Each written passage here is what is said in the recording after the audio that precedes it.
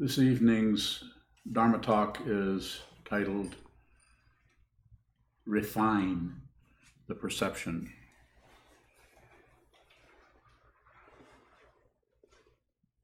When I say refine,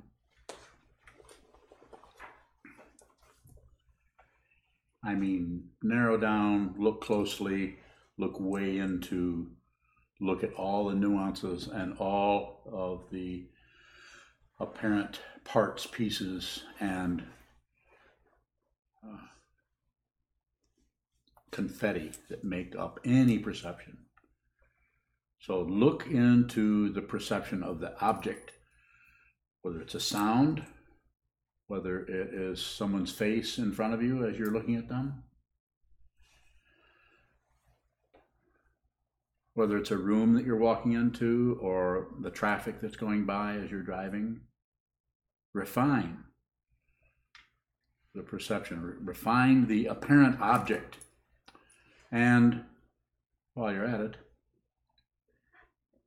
refine your perception of the subject, because both of those are happening. There's a perception of a subject, me and my ideas, my feelings, who I am, my identity, and everything else, the objective, so-called objective world.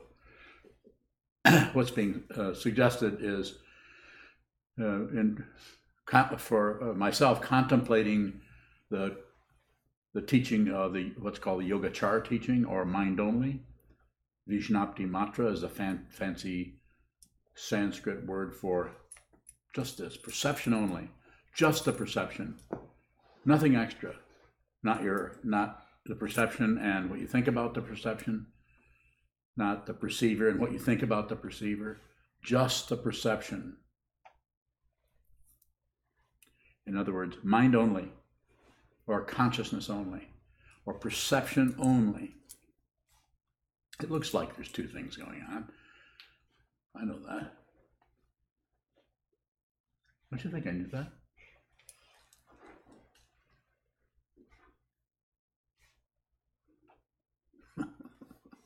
I only got one shrug of the shoulders. So perception, what am I trying to say? I'll say it again. I'm trying to say refine the objects that's being perceived. I'll give you an example, real literal. Is anyone in here totally not visual at all other than Chezan?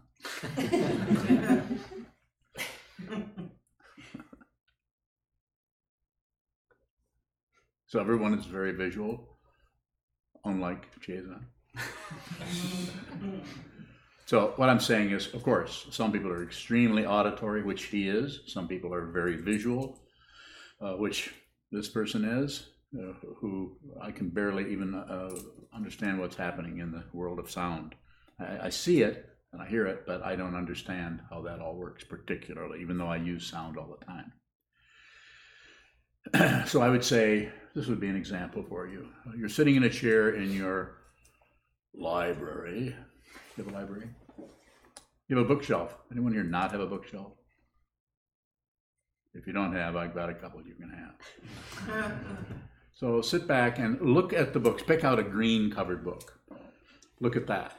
And then without taking your eyes off from that, take in all the green backed books in there without removing your eyes. Then go to a book cover that has a red jacket or red binding on it. Look at that, and at the same time, with peripheral vision, flash on not only everything that's read in the bookshelf, but everything that's read in the room. This is refining the perception, because the perception is just in terms of the six sense seals and their objects. It's very simple. What the mind does, the ego mind, it elaborates on it, and it makes it either a personal possession or a personal desire or a personal irritation, all kinds of additions, all kinds of propaganda around everything. So you can also do that with objects. You can look in a room and pick out one thing that has that is rectangular, and just your mind is perfectly willing to go there and flash on everything that is a rectangle, everything that is a circle.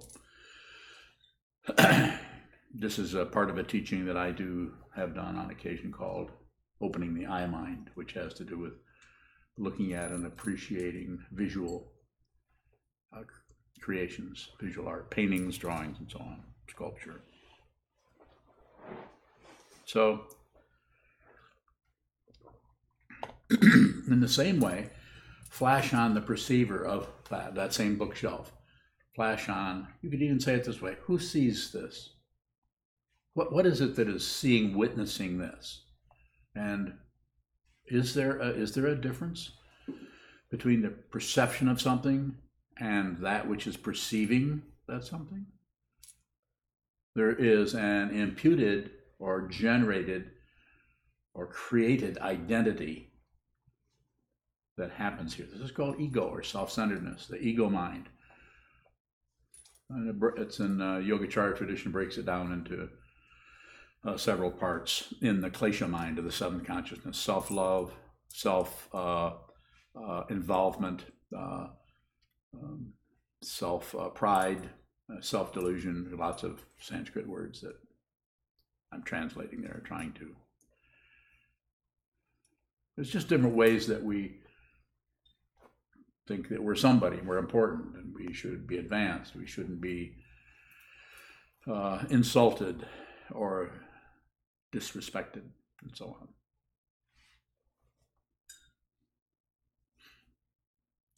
So literally, I mean, it's not exactly literally, but this is a literal way of saying it. When you see what is fundamentally true through your own perception, it can happen in sound, it can happen in seeing, it can happen with your feelings. It seems to show up most clearly, I would say, in visual, because everything, all the other sense fields, including the mind, are very, very intimate and personal. You know, you can't particularly tell what I'm thinking. You might be able to get a rough idea by my facial expression. But you can't really see what I'm thinking. You can't really, in our own mind, we can't really, the sense of smell, the sense of taste, the sense of touch, the sense of hearing are all very close to us. They're very intimate. Whereas the sense of seeing is everything, all the things that we're seeing are at a distance. They're separated from us. So this is the,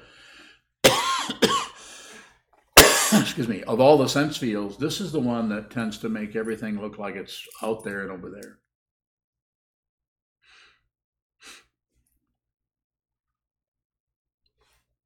So that's what I will address first. When we see what is out there, that, for instance, that camera, that video camera, looking at the video camera, and then turning the witnessing around to see the identity of him or who or they is actually witnessing that, you'll find that there can't be, that there's really no space between those two. It looks like there is. There's something that is imputed there that keeps everything separate. One way of saying it is when you see what is true in the perception only, the actual identity of the subject and the identity of the object collapse into the perception. So you could say it's somewhere between here and there. You can actually live your life that way. And if you do, the world changes quite a bit. When you say there isn't space, are you talking about something other than physical space? Yes, there's physical space, but when I'm talking about there's no distance between the perceiver and that which is perceived. It just looks like there is. It looks like there are two different things. But this two different things is what leads to all the warfare in the world, from domestic violence right up to international wars. The idea that there is a this and a that, a right and a wrong, a correct and incorrect. Of course, there is pleasure and there is pain, but they're not that separate from each other. As I've said many times, I'll say it again because I think it's worth saying over and over again. The same nerve endings that receive the a feather going over your palm and a sharp nail going over your palm. Those nerve endings are the same ones. One of them it's fairly pleasant, the other one is very distressing and painful. That's happening in all these sense fields. Refine your perceptions. Only you know how to do that. I can, the way I'm doing that and the way I've been doing it for decades, way before any of you got here, actually. I don't see any retirees in the room.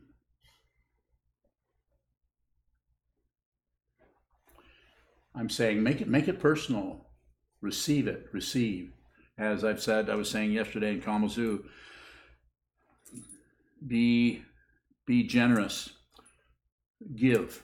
What are you supposed to give? You know, you can give help, you can give all kinds of things, assistance, give money to people to help them. But the most valuable thing you could give anyone is your attention. Give everyone your attention. Give your children your attention. That doesn't mean correct them. This is what it's like when you correct children. Don't correct them. Don't correct anyone. And for crying out loud, stop giving advice to people based on your own craziness. What am I saying? I'm saying that if you give advice to anyone before you've really understood who you are and what this world is, it will be based on misunderstanding about things. It'll be advice based, something you've been taught, or something some kind of opinion or idea. Just stop doing that. See if you can go 3 days without making any suggestions to anyone, even if they ask you, so what do you think, Mary? I don't really know. What do you think, Jim? I don't know. I don't know what you should do or what that's about. You could actually say that, even though you have some ideas, put them on the shelf. If it comes right down to it and you absolutely can't keep your mouth shut, they'll still be there. You can say, I can't help it anymore. You need to get a divorce. And they'll say, well, I wasn't even talking about her or him. Oh, well. So, and what's happening there is the perception has not been refined. You really don't speculate on anything. Please, stop now. Don't speculate. It's better to say, I don't know, I don't have a clue, I don't understand, rather than risk your meddling with something that is already distressed, already going in circles. I would say, mind your own business. This doesn't mean that you might not have some ideas that would be fundamentally helpful to someone, but if you're there and they're there, then if you're endeavoring to just refine your perceptions and see clearly who's in front of you, what's in front of you, and what's going on with them, you might not be able to help it. You might come and say, I think you really need to quit that job. I think that's really an unhealthy place for you to be. But this should be based on really, really clear perceptions about who you're talking to, what's happening in their life. Not to mention, have they given you permission to even open your mouth?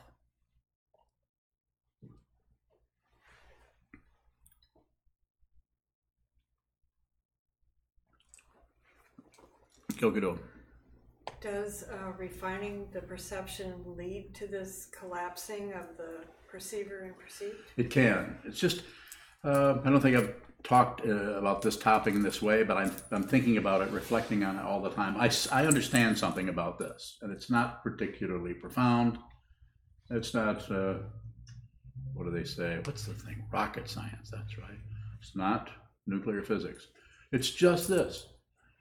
And if you spend most of your life trying to see what this is, and what this is, what this is, and what this is, who this is, and who this is, eventually, especially with a teaching like the Buddha Dharma or the teaching of awakened truth, there's a good chance you're going to see it.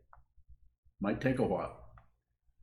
And when you see it, you will be astonished how completely flat out ordinary it is. All wars come to an end. All wars in your mind. There's no more skirmishes in your gut like this. This is gone. And you didn't get rid of it because there isn't any you. There is no perceiver. There's just the perception. If you think there's a perceiver, then you'll worry about this. You'll worry about death. You'll worry about sickness. You'll worry about all kinds of threats. You'll get paranoid.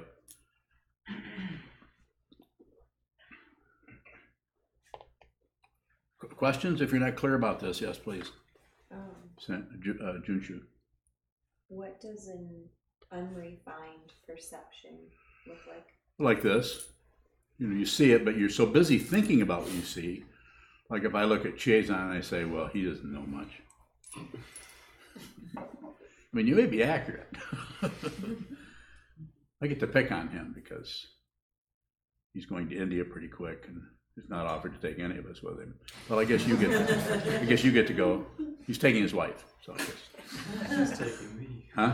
But she's taking you. That's right. You're broke.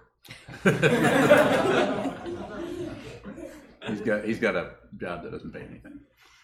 He's the Eno here, so he takes care of this place.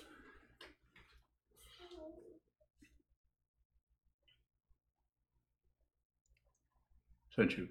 Can you give an example of perception only? It's difficult to do because I would have to concoct something. But let's say that if you see something and you can see it so clearly that you're not adding anything to it. You don't to the point where you're not even sure what its name is. The example I was giving is the bookshelf. If you go into some of the particles of reality, physical, visual area is like color. Color is a very simple thing. It's natural. It's everywhere. Texture, rough, smooth, slippery, whatever you want to say. It's a universal kind of thing about objects. So let's just go into color and say if you're looking at the books that are green, it's not even a bit of time, but it's like that. It's just the time when you're just registering green. There isn't anything but green. There's not a person seeing the color green. And if you really look at green, the color green, which I highly recommend you do for a couple of years. You don't have to do it your whole life, just a few years. Look at the color green from now on and do it in such a way that you don't know what it is. For a while it'll be this shade of green, that shade of green, it's a green leaf, it's.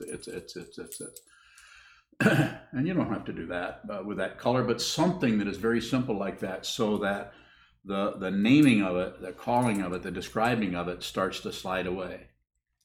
That's why we look at the wall. That's why we hold very still and just look at the wall. Eventually, those of you who have done this practice for a while, the wall vanishes. We're not trying to have this wonderful, enlightening, fluffed up experience as a meditator where everything is rainbows and what are those things with unicorns? Yeah. I'm not trying to do that. Well, you might be. And if you are, then I would say, well, go ahead, see how that goes. So you can actually meditate such a way that you'll feel better. I'm not saying that isn't possible. It is possible. But that kind of meditation doesn't last. It goes away. And you can only bring it back by more of that kind of meditation. And then that kind of meditation will not serve you well when your whole world turns to what? Manure? When you lose your job, when your relationship collapses, and someone really close to you passes into the wild blue yonder, it won't serve you well. Well, the only thing that's going to serve you well for the rest of your life is find out who you are. Find out that you are not a solid being. Your identity is breaking down into parts all the time, and it gets back together just so you can have a voice. But the space between words, the identity again collapses into nothing. It's called discontinuous identity. It just serves the moment. It just works in the moment.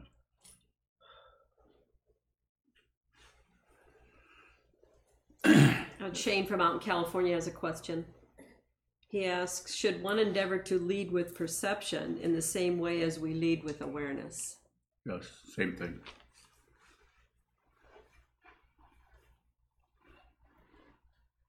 Shell. Isn't awareness completely different than your perception? I don't know. What do you think? You kind of already told me. So awareness is, you could say to some extent, when you're perceiving something, there's kind of an object happening, some kind of perception of something. But awareness doesn't really particularly have an object until something shows up there. So if you're working on being aware, then whatever comes towards you is fine. But you don't go out towards things so much to perceive them, or you don't go out towards them to be more aware of them. You just receive. Give everything your attention. So perception is a way of talking about awareness, I guess, that is perhaps maybe more focused, but not necessarily. There can be perception of not much going on, which is an addition to not much going on. The comment, not much going on, is extra. You can actually see that without knowing what it is, without describing it, and without elaboration. The elaborations are what generate the self-centeredness and fuel the ego mind, which thinks there's someone to be protected, somebody to be advanced, and somebody who can be disrespected, etc. You notice I didn't pronounce that etc. I said etc. Not correcting anyone. Yeah, I have to. Further questions?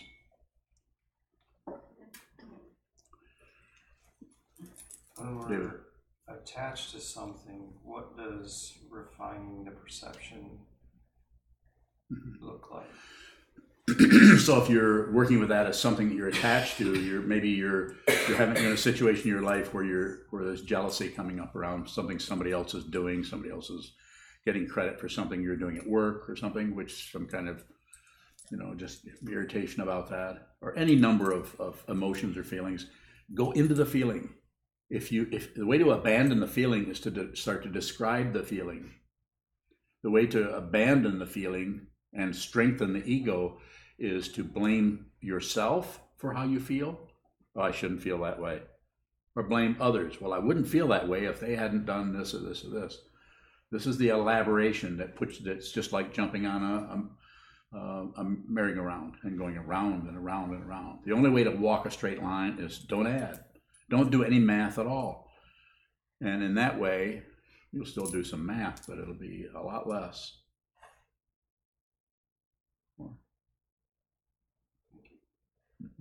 Yogido. Is just refining your perception the same as just receiving?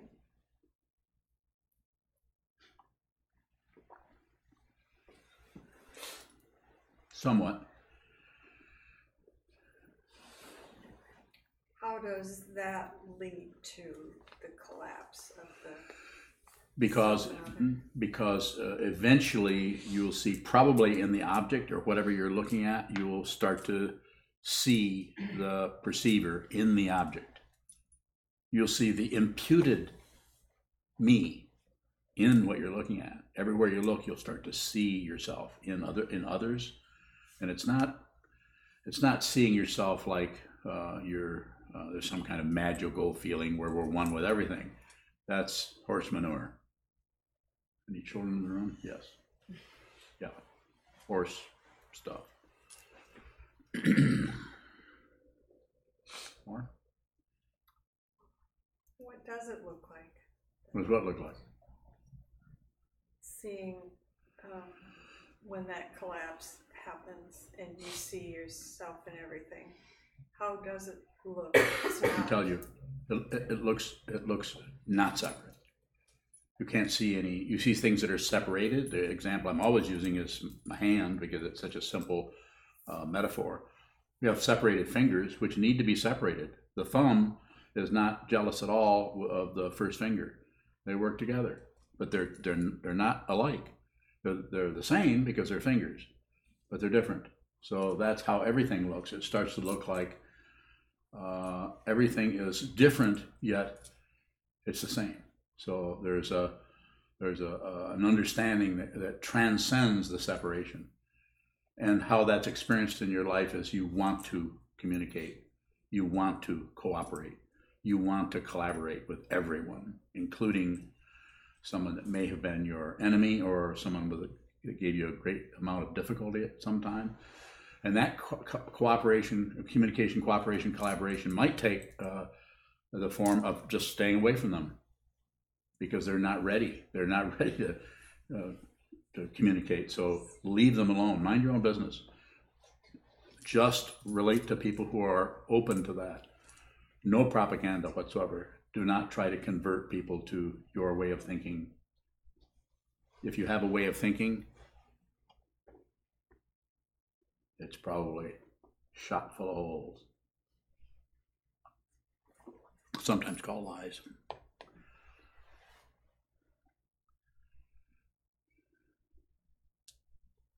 Robert. Wouldn't perception be an association with what you're seeing without you in it? Within that collapse take place, and you no longer see the perception that you're looking at, or your reflection? So seeing your reflection, it's not exactly a reflection. It's kind of like that, but it's not exactly that. If you start to look for reflections, then you'll tend to project onto things. So don't really look for anything other than whatever you're seeing, receive. Whatever, give it your attention. Give it so much attention that you begin to see all the nuances about that. If it's an emotion coming up, like jealousy, I was using a moment ago, look at that feeling. Look at the texture of that feeling rather than trying to get rid of it. Oh, I can't stand that feeling. I shouldn't feel that way. Well, I wouldn't feel that way if he hadn't, she hadn't, they hadn't. Or else the other one is the hardest one to see is it just gets too intense and we just distract ourselves. So I'm just not going to think about that anymore. I'm going to move to Grand Rapids. I'm going to get away from that. Probably wouldn't get away from much in Grand Rapids. Better off to move to Ceresco. Or Coldwater or something like that. Kind of Coldwater would be good. So you would engage with it in the sense of receiving whatever that is, but watch it when you start to move into blame or you start to move into blaming someone else or a situation. No descriptions, no soap opera about anything. There's enough soap opera without you generating any. I mean, there's tons of it showing up all over. The emotions and feelings need to be seen to be unreal, intense, and maybe even painful, but unreal. They're not real. You know, it's like the one I often say, watching a horror movie, you know, could be where there's zombies or something like that. It's especially if it's really done pretty well, it can be really scary. And you can actually be afraid of what? Nothing, because it's a movie. It's a movie. So notice when you watch something like that, how you get hooked into, even though it's unreal. That's why we call it entertainment, because it's real, but it's unreal. Eventually, everything is entertaining. I've often said, and I'm saying again, I'm never bored. Boredom is someone who's looking for something else. If you're always looking for what's in front of you, how could you possibly be bored? Because whatever is in front of you is completely vast and limitless. That's my sales pitch. Where's the popcorn?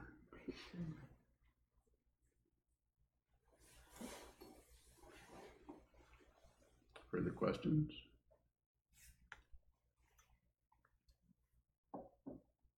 Dallas? Can you just repeat that last part? Nope. Okay.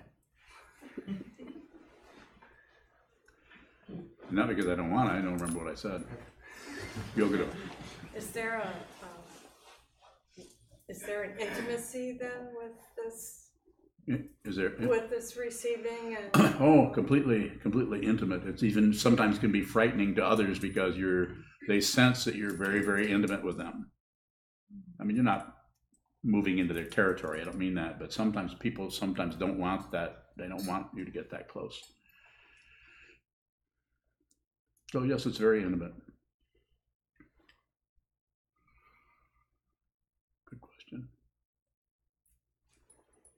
We have quite a bit of time here, so yes.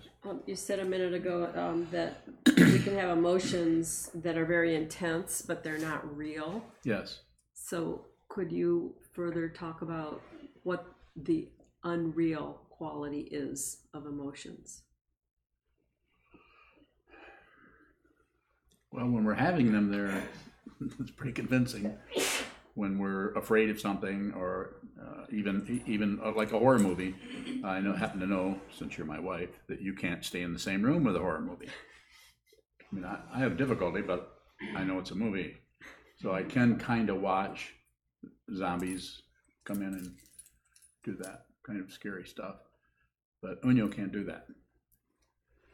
She just says that's not entertainment. So it's. Can you refine your question? Well, Speaking of refining. When I'm having an intense emotion, it feels like it's happening right here. Yes. And are you saying that is not the case? What's not the case? No, it's emotion is not happening. Oh, it is. To this But that's all that's happening is the emotion. But what the ego mind does is add things onto it. Why it's happening, it puts other layers on top of the emotion to keep you from feeling that way, and to actually kind of, when you've been kind of disrespected by somebody, and first there's that feeling, kind of a hurt feeling, and then we start to think about it, and rather than just seeing what's happening and seeing it's just things occur. Sometimes there's misunderstandings. Sometimes we see the person who's been mean to us or disrespected us or something. It's because they're suffering. It's not because they deliberately want to hurt you. Or they might, but if they were going that far, it's still because they're so confused. They're trying to get out of their own difficulty, and they can't do it. So they look over and they see something they can blame you for. And then when someone does that, rather than with our awareness, because we've been looking at our own minds for years, we're able to see. If we do that, we're able to see that that's why they're doing it, because they're suffering. So you might not be able to do anything. You might not be able to change them, but you can at least not go to war with them. And you can turn away from them in such a way that doesn't look like disrespect, that doesn't create more warfare. You can... you could say that it depends on the situations. This won't always work, but you could say, I'm sorry you're having a hard time, and then leave. So that doesn't add on to it, because the other person, if they're really distressed and are blaming you, anything you do, they're going to interpret as warfare. If you leave, they're going to interpret that as disrespecting them. If you stay around, they'll interpret that as challenging them. And if you just change the subject, they'll look at that as being disrespectful of what they're trying to accuse you of. You've all been there in some version of that. It's like, what is it saying? You can't win. You can't win with this person. So my recommendation, my advice, I can give you advice for the next 15 minutes. That's what you guys got in here for me to tell you stuff. I would say, don't try to win. Trying to win is a very sneaky form of ego, of self-centeredness. And it's not about getting rid of self-centeredness. It is about about seeing that it is unreal, that everything you see is not separate from the witnessing quality of our consciousness. If you see that, I'm not saying your karma comes to an end and you no longer have migraines. I'm saying that, but things take on a different kind of picture. Further question? When negativity evolves into stories and hurt feelings, is there a way to refine that or simplify it? I would say, find out. And your feelings, Unyo's feelings, my feelings, Magpie's feelings, Sarah and Magpie, are the same, because they're all emotions and their feelings, but they're different in that they have their own sources, their own causes and conditions. They're very definite particularity about why they arose in a certain way.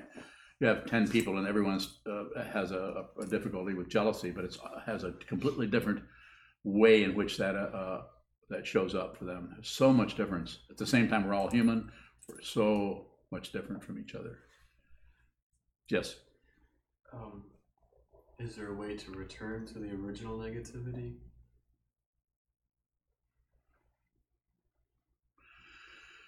There could be a way of returning to it, but I would say it may be more workable. Just don't leave it. When the negativity arrives, the first, as Trungpa Rinpoche, my Tibetan meditation teacher, would say, first thought, best thought. He didn't even mean thought particularly. He just said your first idea about something is probably pretty accurate. He's not talking about impulsive. He's saying whatever shows up, that's probably, if you're going to do any speculating at all, probably that first one has a lot of weight to it, because it's closer to your basic intuition about things. So the practice would be to stay with whatever is happening, and so by practicing, I've used an image before. Don't try to learn how to ski in a snowstorm. Try to wait till the weather's pretty good and you have an instructor and you have a situation where you can learn then, rather than trying to learn when there's heavy snow and you don't know what you're doing and you're out in the wilderness somewhere. Same way with meditation. Don't try to learn to meditate when you're right in the middle of some really difficult emotional thing. It'd be better to just work with that in a more direct way and do the practice of meditation when things have calmed down a bit, where you can actually begin to train the mind rather than try to get out of your situation by meditating. Meditation is not an exit.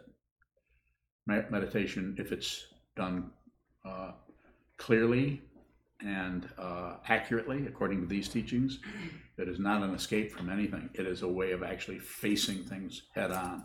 Perception only. Yes? If you have already left the initial negativity or the initial thought, You're screwed. Yeah. Go ahead. Did I jump to conclusions about your question? Is there some other way you wanted to ask it?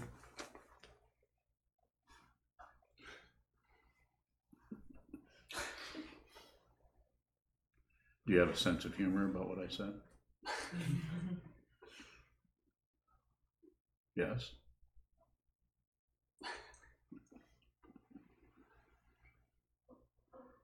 So the way I'm addressing Chazan's question, and he already knows what I'm about to say. By the time that happens, when I say you're screwed, it's already happening. You already have momentum. It's already negative. It's like the tiger's out of the cage. So you might as well, rather than try to train your mind at that point, just be aware of the tiger. Just be aware of the difficulty.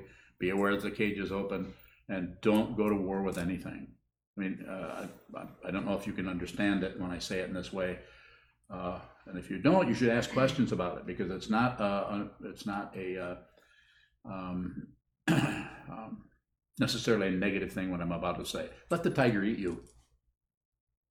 Don't fight with. Don't go to war with war. If it's war in the form of a huge striped jungle cat, I mean, if you can get away, sure. But if you can't, you might as well be there with that situation. It's a very important thing to understand. I don't know how else to say it than that way. So how does the sitting practice of meditation help us with these intense emotions that arise? A sitting practice of meditation is training your mind. If it's done in this way, shikantaza, sit down, hold still, watch what moves. What's moving is showing you the way in which your mind keeps cranking things up. I like it, I don't like it, it's good, it's bad. If I can just do this, this will happen. If I can get that, if I keep this from happening, if I can promote this and stop that. A constant chatter in our minds about every damn thing. Not wrong, and I'm saying don't necessarily stop that, but keep your eyes on it, keep your senses, continue to receive that information and watch what moves without adding anything to it, so that it will clarify itself. The mind, the consciousness belongs to no one. There is no identity anywhere. Sure looks like it, doesn't it? Doesn't it look like there's somebody that can win or lose? So to respond more thoroughly to your question, the way in which it helps you with that is you're training yourself to just see without meddling, just see without adding, just see, just witness, just be here. Over and over, you come in, you sit down, take up this symmetrical situation. You can't find the mind, or if we could find the mind, we would try to make it symmetrical so it was balanced. We can't find it. It's usually way out of balance. But what can you find? You can find your body. Body and mind are not separate. Separated because of hope and fear, because of struggle, because of how you were treated when you were 4 years old, because of what happened 3 lifetimes ago. I mean, the past is infinite. The future is infinite. I can even say what happens 3 lifetimes from now. And I'm not just saying this to be fancy. Time is an illusion. It's illusory. We grasp on to past and future to try to secure ourselves and try to have some kind of progress. It's called spiritual materialism. So we can't find the mind, but we can find the body. So what do? 2,500 years ago, that's what the Buddha did. He sat down and looked at his mind. It's that simple. There's the whole teaching in a piece of wood carving. Nothing to believe here. I don't believe in this. This is a piece of wood. Buddhism, I don't believe in Buddhism. I don't disbelieve in Buddhism. I practice Buddhism. It's like you don't have to believe in eating to cook. Do you? Am I off on that? You cookers in the house. Yes. So is then the sitting practice of meditation a way to refine our perception? Yes. It's what you're doing when you're sitting. There's as little as possible. You're watching what moves, and you're watching what comes into your consciousness and what passes away. And that's the very nature of thoughts, is they rise and they collapse, and they rise and they collapse. Especially they go away if you do nothing with them. But if you meddle with them, if you try to stop them, then they stay. But if you try to explain them or fluff them up or explain why they're there, then they hang around some more to argue with you or agree with you, which is the same thing. Passion, aggression, yes. So then off the cushion, is there a way that we can hang on to that refining of our perception? Or the way I would say practice is, stay in your senses. When you find yourself walking down a hallway and thinking intensely about something somebody said, or walking from your living room to your out onto your porch or in your house, and you're thinking about something that just happened, stay in your senses. No matter how threatening or how confirming that situation may be, don't neglect gravity. Gravity is an incredible force that is pulling everybody's feet towards the center of the earth, completely ignored most of the time. Don't forget it. It's an astonishing thing that there's a big ball of dirt in the middle of nowhere with living beings all over it, billions of them. More than that if you count all the living beings. And it's floating around in the middle of nowhere around a huge ball of fire, also in the middle of nowhere. If you want to be pragmatic, well, let's be pragmatic in as big a way as possible. There's big chunks of stuff, not just your Mercedes-Benz. Do you have a Mercedes-Benz, anyone? You do? Oh, you want one?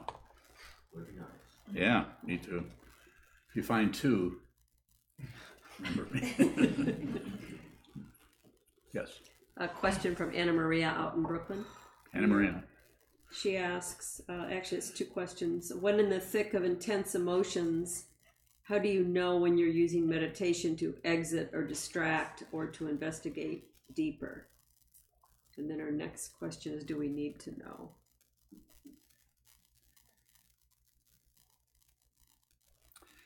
You may not know as some kind of evidence or some kind of thought pattern about it, but the most important thing is just to continue to practice. Practice awareness, practice sitting meditation. I'm specifically talking to everyone, but I'm talking specifically to Anna Maria. Just sit a lot.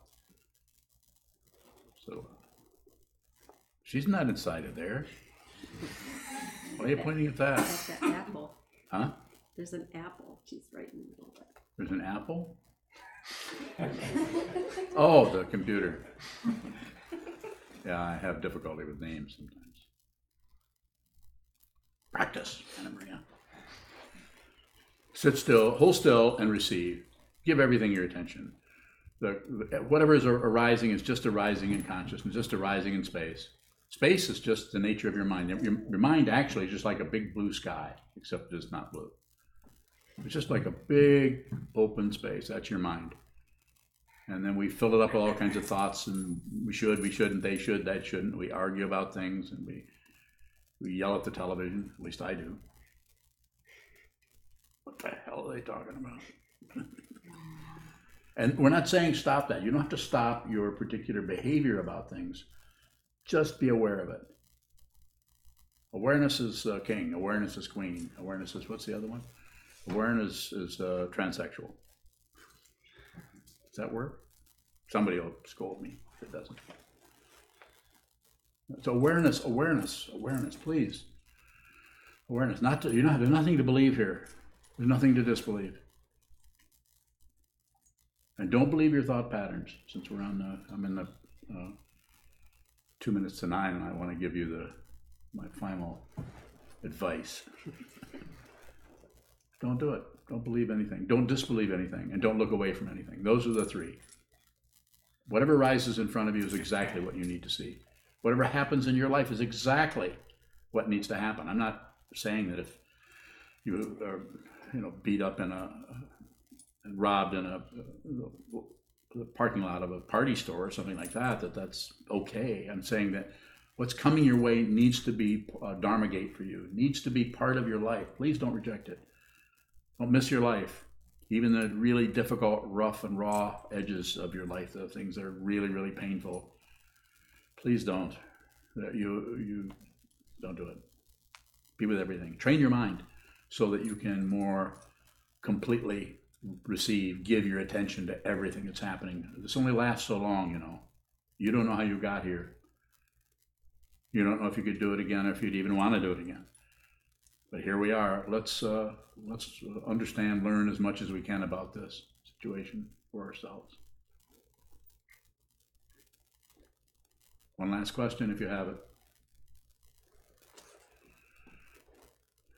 Very good, thank you.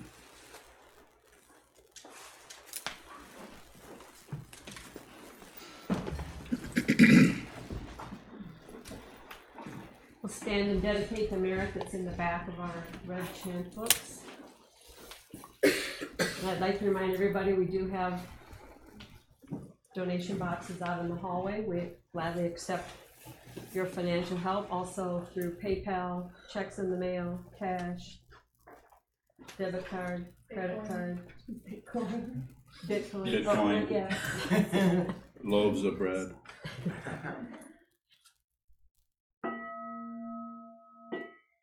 May the merit this penetrate into all places, so that we and every sentient being together can realize the Buddha's way.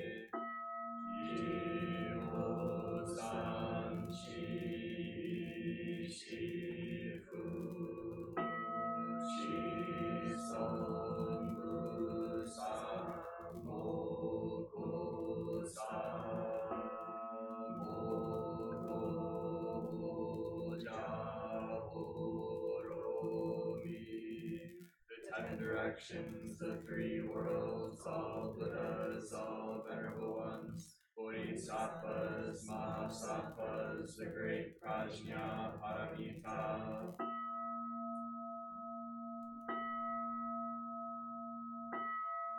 Buddhas and Bodhisattvas of the 10 directions and the 3 times, please hear us. Please come down out of the light and protect Sokukoji Buddhist Temple Monastery, our Sangha, families, friends, and visitors. Heal everyone who's unhappy, sick, or suffering, and fill them with light.